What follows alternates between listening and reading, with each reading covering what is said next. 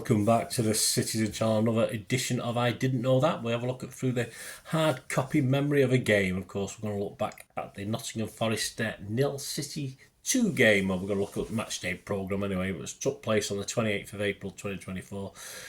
Anything interesting, any oddities, any facts that we didn't know about us and Forest. So join me in a little excerpt about a match, a previous match back in almost 30 years ago as I'm recording this. Wasn't successful for City, but there's always some interesting stuff in it, and we can reflect back on those not so glorious days, of course, and we're all willing to do that, aren't we? Because who knows when they might return? Never, I hope. Hey, who knows?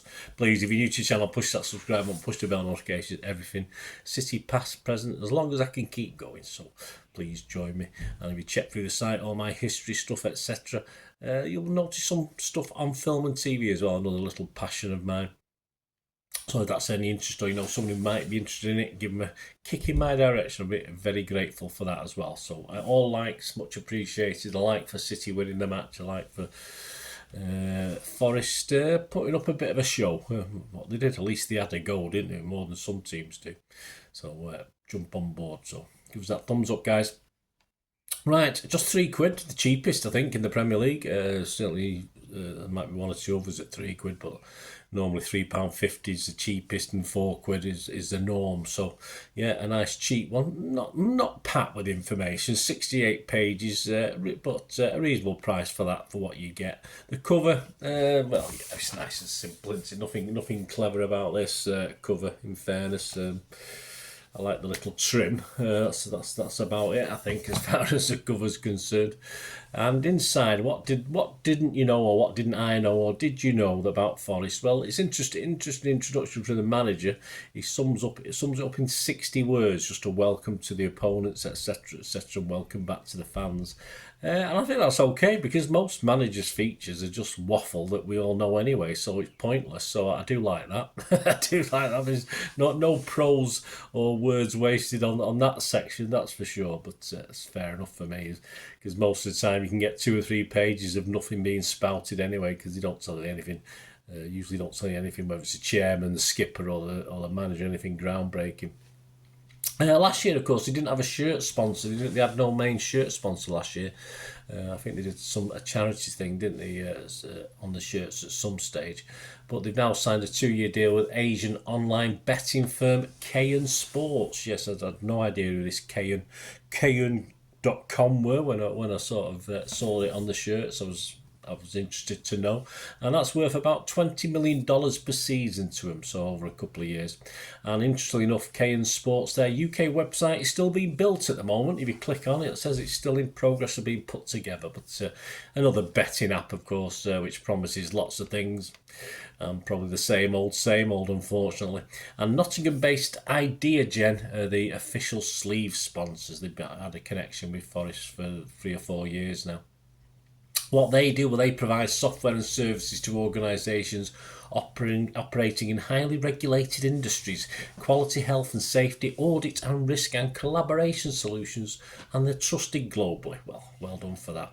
There's a piece on Trevor Francis, of course, with obvious links to City, and he had a memorable short spell with us as well, and obviously a successful shortish one at Forest as well. And of course, the first £1 million star was expected by Brian Clough, as you'd expect, the legendary manager, to make tea for the Forest B team, just as a routine for some of the first team players, and winning titles as well, and which he managed to do. Of course, he did the jobs without complaint, because that's the sort of guy Trevor Francis was.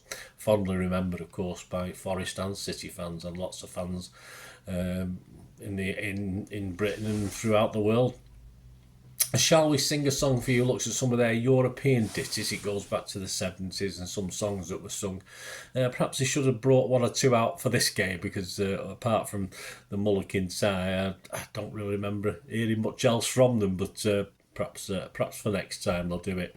Gio Reyna, of course, who came on as substitute. I was doing a pod with Mike the other day, and I didn't realise he'd come on, but obviously I did know Gio Reyna was, of course, the son of ex-City player Claudio Reyna back in the day. So some stats on him anyway, just interesting.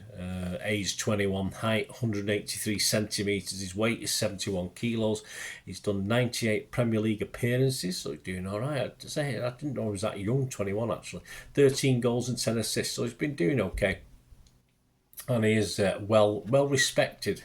He's on loan, isn't he, from Germany at the moment. What about City and Forest? Anything we knew? Well, there was a couple of images, not fondly remembered by us, but interesting nonetheless. There's a picture of Robert Earnshaw celebrating his goal in the 2009 FA Cup victory, 3-0 over City. And of course, you've got poor Vinny there in the foreground, unhappy as I think most of the 6,000 plus City fans were that day that were there. And the second picture is just taken from last season, of course, another disappointment. And of course, it's Chris Woods' equaliser. And I just laugh at Walker. I mean, I think you could probably have dozens and dozens of pictures of him with his arm in the air saying something's offside or something's not right. And obviously, it usually is a fair goal, but it did make me smile when I saw that. That's all Mr. Walker. Well, all right, he does a lot more, Mr. Walker, but he's very fond of doing that, isn't he? Putting his arm up and playing or claiming something that isn't to be. Well, sometimes he's right, I assume. The memorable match, yeah, it was for them, of course, memorable in the fact they won another 3-0 victory on 30th of September 1995. But some interesting memories on there as well in the article. So we'll have a look at that before we go anyway, because say one or two interesting bits on City. Anything about City we didn't know? Well, from the stand features Manchester City news writer Srinivas Sadanand. I have no idea who this guy is. He gave his thoughts on our boys, and I've got to give him credit. He started supporting City when he watched City against Bolton back in 2011-12 season. So obviously he fell in love with City then when we were playing Bolton Wanderers. Of course, he was extremely lucky that was a season we won our first Premier League title and our first league title for many, many years. But I believe him. Of course, it was the Bolton game that he fell in love with, not the Sergio moment. So we'll give him the benefit of the doubt, shall we? And his favourite player is KDB, so that's all good. That's not bad.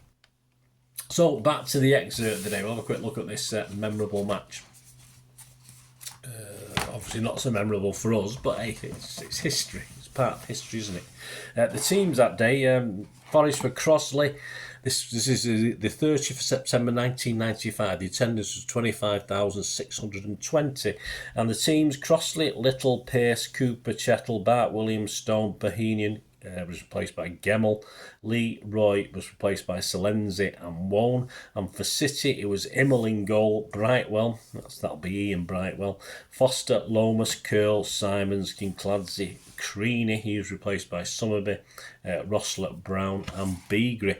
Forest and City had made very contrasting starts to the season. When we met in autumn of 1995, we were one of only 2 unbeaten teams, although we were no higher than 8th, as we had drawn 5 of our 7 games to date.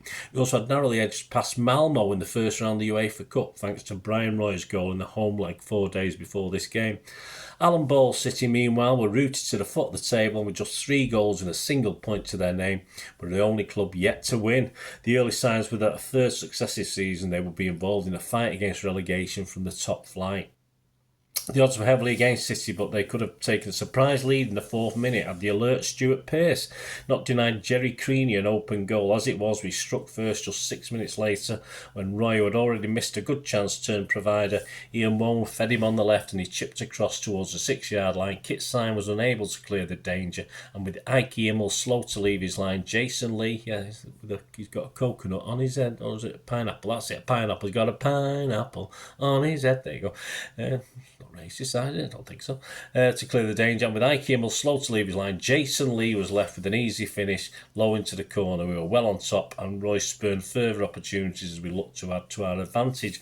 Refereeing consistency was as much an issue then as it is now, and Mike Reid demonstrated throughout that it was stricter than most referees when it came to enforcing FIFA directives on dissent and time wasting. In a flurry of first half bookings, John Foster and Lee had already been booked for delaying restarts. By the time Ian Brightwell was shown shown yellow twice in the space of less than a minute shortly after the break. First he went in late on Wone, and from the resulting free kick he brought Roy down and kicked the ball away when his challenge was ruled as a foul.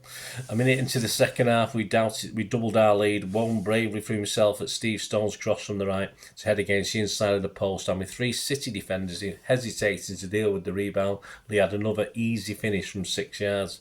Against a woeful City side, it seemed a matter of how many goals we'd score, and we came close on several occasions. Roy continued to be profligate in front of goal, being thwarted by a fine save from Mull and also hitting the angle of the woodwork, while Steve Chettle headed against the underside of the bar. We finally added a third 7 minutes from time. Substitute Andrea Citytilidie, finding himself in a right wing position, beat one man and saw the ball ricochet off another, while the Trent end instinctively appealed for handball. Stone laid the ball back to Warren on the edge of the area, then took the return pass and beat Mull with ease. City's best chance had come as substitute and future Forest loanee Nicky Summerby shot from the corner of the 6-yard box had hit the angle of the post and bar. We were never in danger though, and the only disappointment was that we failed to boost our goal difference by more than 3 goals. Towards the end of the game, Citytilidie, like Brightwell, showed that he had not learned from the rash of earlier bookings when, having been ruled offside, he chose to play on and try a shot, earning himself one of 9 yellow cards the busy reader dished out in what was hardly a dirty match. This remains our most recent home victory against City, though we have since enjoyed away wins in both the League and the FA Cup. It stretched our unbeaten run in the League to 21 games over 2 seasons, a sequence that we subsequently extended to what was then Premier League record of 25 games before we tasted defeat again. With Arsenal losing at Chelsea, we were now the only unbeaten team in the division. City's defeat meant they had made their worst ever start to a season, with Ball's position already under threat after just 8 games.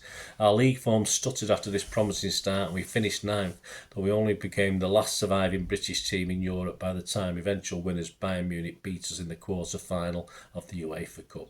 City improved slightly, but were relegated on goal difference after finishing in 18th place. Yeah, wonderful Mr. Alan Ball, of course, in charge. Were you there that day, guys? Let me know any memories you've got. It'd be great to hear from.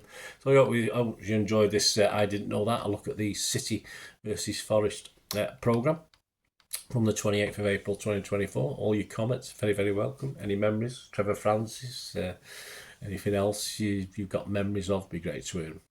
Thanks for watching, guys. Until we meet again. Well, that's one thing, don't I? Please stay safe, Blues. Come on, City. Bye for now.